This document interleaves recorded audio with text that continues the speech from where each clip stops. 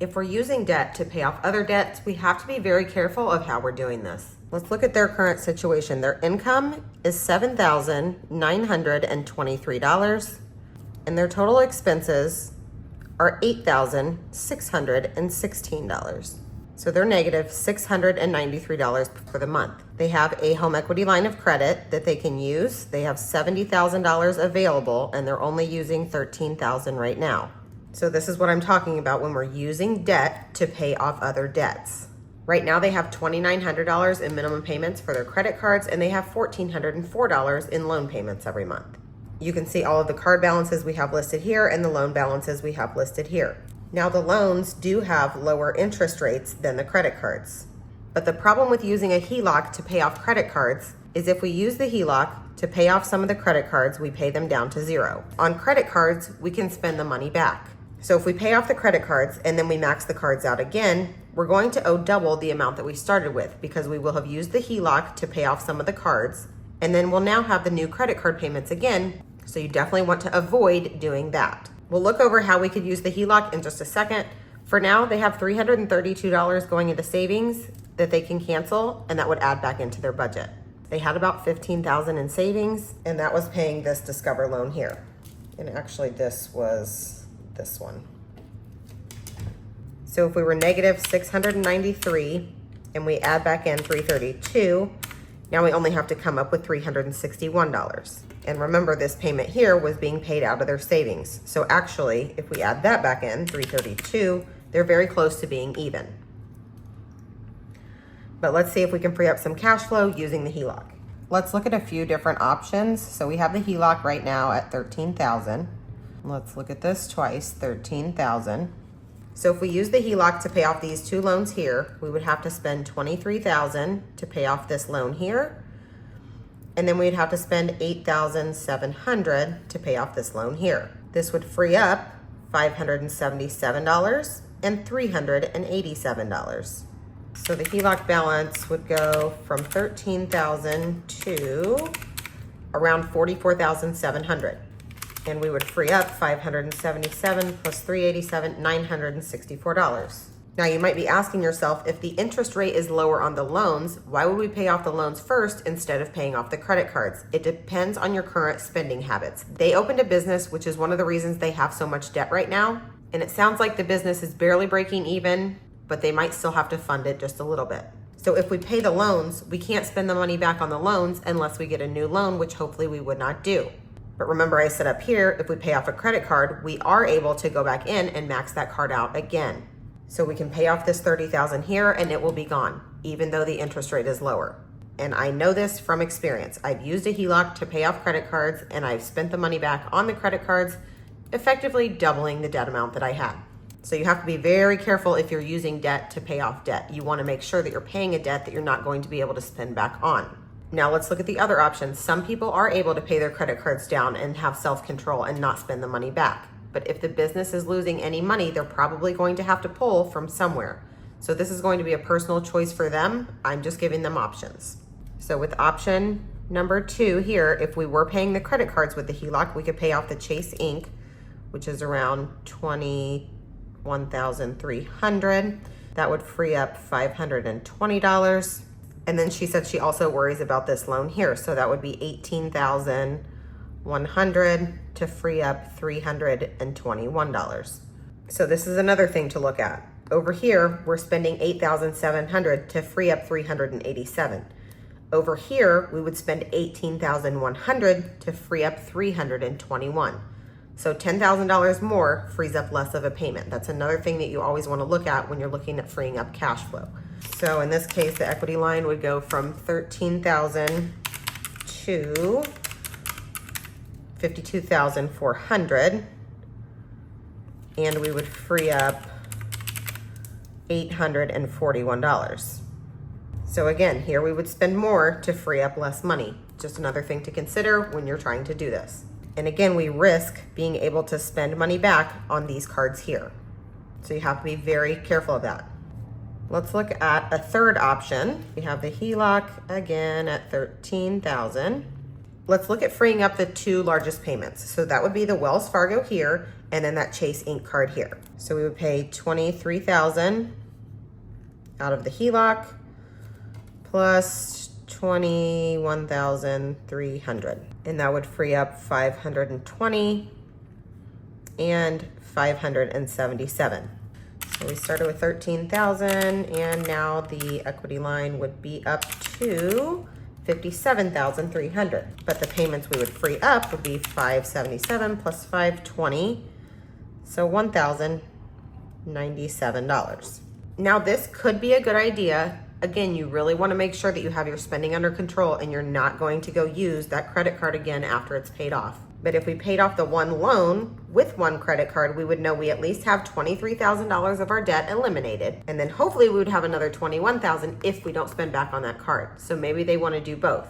Not spending back on the credit cards is the hardest part about doing it this way.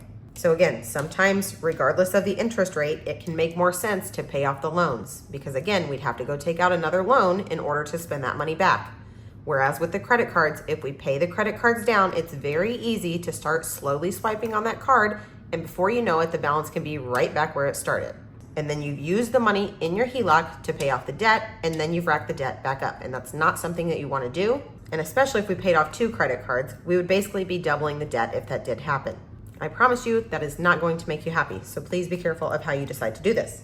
Now, the other thing we want to do if we're using the HELOC to pay off debt is we're going to use the HELOC for velocity banking, because when we get this balance up to these higher amounts, the payment on the HELOC is going to go up as well. So the HELOC payment might be $500, so we need to eliminate that. Let's go with option number 3 here for the velocity banking on the HELOC. So we would pay off 1 loan and 1 credit card to maximize the amount that we free up in cash flow. So we said we freed up $1,097 by paying off both of those debts. Remember, we were negative $693. We were going to stop putting the money into savings, and then the money in savings is currently paying one of the other loan payments. So again, that put us very close to breaking even. We were only negative $28. Okay, so let's say we paid off those 2 debts. The balance on the HELOC is now $57,000. And remember, we've also freed up $1,000 by paying off those 2 debts, almost $1,100. Now we are at a positive $1,069 for the month. Plus, their current equity line payment was $107, and we'll free that up when we do velocity banking. I'll show you how that looks in a second. So if we're doing velocity banking with the HELOC, we put all of the income straight into the HELOC. As soon as we get paid, the whole check goes into the HELOC. All of the bills are paid out of the HELOC. So all of their expenses, their mortgages, car loans, anything that they have can be paid out of that HELOC. Or for things like grocery and gas, they could take out $650 in cash to make sure that they stay within their spending limit. But all of it should be able to be done out of the HELOC. You can use your HELOC just like a bank account. It has a routing number and an account number. So we pay the whole amount of the income every month into the HELOC. So the balance on the HELOC goes down quite a bit when we put the whole amount in there. We are going to be charged interest. Let's say the first month it's $428. So the balance goes back up from the interest. So the balance goes back up to $49,505. Since we paid this amount here into the HELOC, it cancels out the minimum payment on the HELOC, whatever it is. Right now at $13,000, it was $107 per month. At $57,000, it may be $500 per month. But regardless, paying $7,900 into it is going to cancel out that payment. Then we pay everything else with the HELOC. So we have about $7,080. Remember, our expenses started here. We added these things back in, plus we subtracted the amounts that we had freed up. So the balance would end at $56,585. So the balance has gone from $57,000 that we started with to $56,585 in just 1 month. Now month 2, same thing. We go in, we put the income into the equity line to eliminate the minimum payment on that. Again, they're going to charge us some interest based off of the balances, and your interest on your HELOC is based on your daily balance throughout the month. So the balance goes down after we make the payment, a little bit of interest goes back in, then we do the spending of $7,080. Now the balance is at $56,142. This is month number 2. This was month number 1. And you just keep doing this. Every month, the income goes in, they charge interest. Now we would be at 48,619. Then we go back in and put all the other bills back onto the HELOC. Now we would be at $55,699. This is month number 3. So if we're doing this, it seems like the balance on that loan is only going down a small amount. We've paid off less than $1,500 in 3 months. But what is happening behind the scenes, remember we're using the $7,080 to pay all of the other bills and the minimum payments on the credit cards, plus the loan payments too. So every time we go in and make a minimum payment, these balances on the credit cards are getting lower as well. So that's probably at least a couple $100 every month that the credit card balances are going down. Then we have the Discover loan here and the Truist loan, which those are being paid out of the HELOC, and those balances are also getting lower every month. They should actually be making quite a bit of progress by doing this. Once they do this for a couple months and they get to the point where they're seeing all of those balances going down, they're no longer spending on the credit cards, they're staying within their spending for their HELOC. At that point, when all the balances are going down, then that might be a good time to go in and use the remaining money on the HELOC to pay off some of the other debts to free up more cash flow. But we have to make sure all of those balances are going down for a couple months in a row, make sure that the spending is under control first before we do that. The HELOC was $70,000 and we have about $14,000 that we could still use at this point after the balances are going down.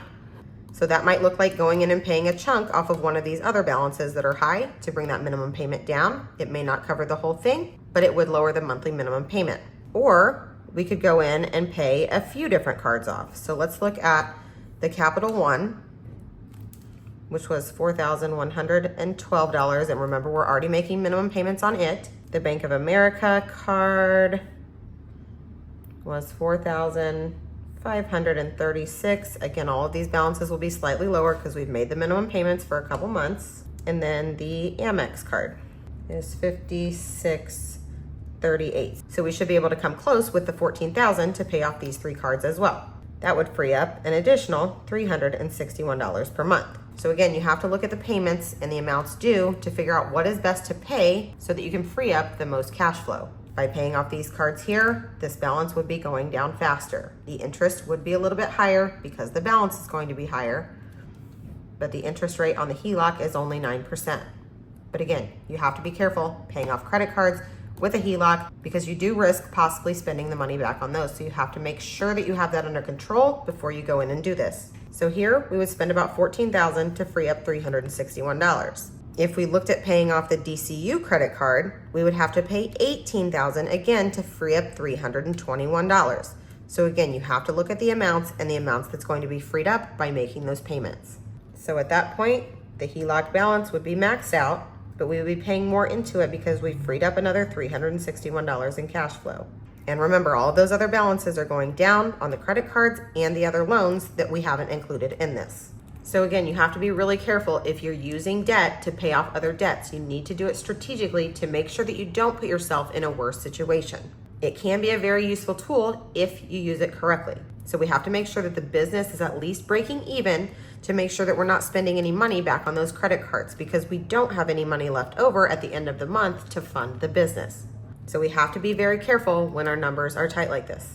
But if you have any other questions about debt, velocity banking, credit cards, credit scores, or anything else, let me know. And if you like these videos, please like and subscribe.